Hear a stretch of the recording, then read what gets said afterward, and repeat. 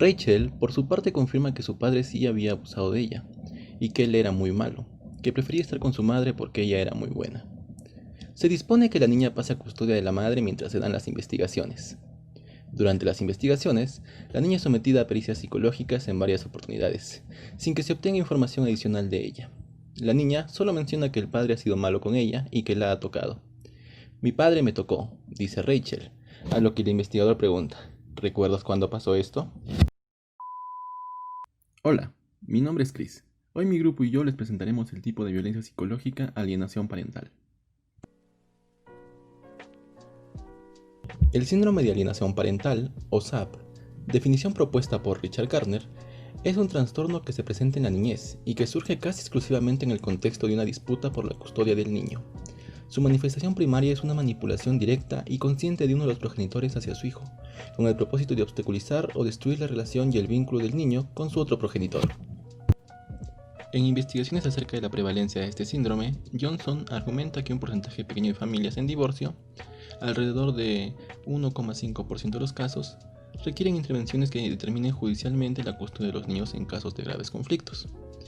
Y en otra investigación, Cartier, en un estudio realizado en las provincias de Barcelona y Tarragona, en España, se presentó este síndrome en el 10% de los casos de divorcio. Ahora veremos cuáles son las partes principalmente involucradas en la alienación parental. En primer lugar se encuentra el padre alienador, que se caracteriza porque busca el absoluto control de la situación y sobre su hijo, en quien trata de imponer sus criterios con una serie de argumentos con los que busca manejar la vida, las emociones y la percepción del menor, de modo tal que le siembra la desconfianza contra el otro padre, logrando que el hijo se ponga en contra del otro padre y a favor de él. Por otra parte, está el hijo alienado. El hijo alienado es como una máquina programada por parte del alienador para que odie al otro padre. Entonces, ¿cuáles serían las características para reconocer este síndrome? Gardner propone las siguientes. Campaña de denigración. Implica que el progenitor alienante, de manera reiterada, transmita al hijo alienado conceptos falsos y negativos sobre su progenitor no conviviente. La falta de ambivalencia. Este síntoma consiste en que el niño ve, por el proceso de distorsión de la realidad vía inducción, que uno de los padres es totalmente bueno y perfecto, es decir, el padre alienador, mientras que el otro padre es percibido como totalmente malo. Racionalizaciones frívolas, débiles o absurdas para el desprecio hacia el progenitor. El niño da motivos absurdos para la denigración, pero con la condición necesaria de que el padre alienador confirme estas racionalizaciones como válidas. El fenómeno del pensador independiente. Este síntoma tiene la función de proteger al padre que adoctrina por medio de la negación de sus propias expresiones, de su propia influencia por parte del hijo adoctrinado y mostrar que las genera independientemente. Ausencia de culpa del progenitor alienador. El niño no expresa culpa, ni muestra miedo de insultar al padre no conviviente. Pueden expresar que este fue malo con ellos e inclusive que les pegaba, pero contradictoriamente insultarlo abiertamente sin recelo ni temor alguno. La presencia de escenarios imprecisos o borrosos. Se refiere a que lo dicho por el niño es inconsistente en cuanto a precisiones de contenido, de lugar y espacio. Apoyo reflexivo al progenitor alienador en el conflicto parental. Dentro del desarrollo del proceso de tenencia, el hijo alienado es quien apoya, en mayor medida, al progenitor alienante. Despliegue de animosidad en contra de los amigos o familia extensa del progenitor alejado.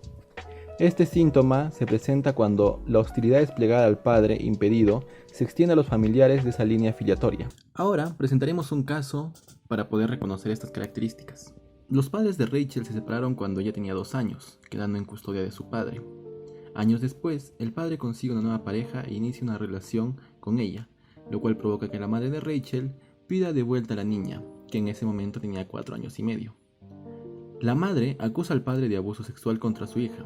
Rachel, por su parte, confirma que su padre sí había abusado de ella, y que él era muy malo, que prefería estar con su madre porque ella era muy buena. Se dispone que la niña pase a custodia de la madre mientras se dan las investigaciones. Durante las investigaciones, la niña es sometida a pericias psicológicas en varias oportunidades, sin que se obtenga información adicional de ella. La niña solo menciona que el padre ha sido muy malo con ella y que la ha tocado. Mi padre me tocó, dice Rachel, a lo que el entrevistador le pregunta, ¿Recuerdas cuando pasó esto?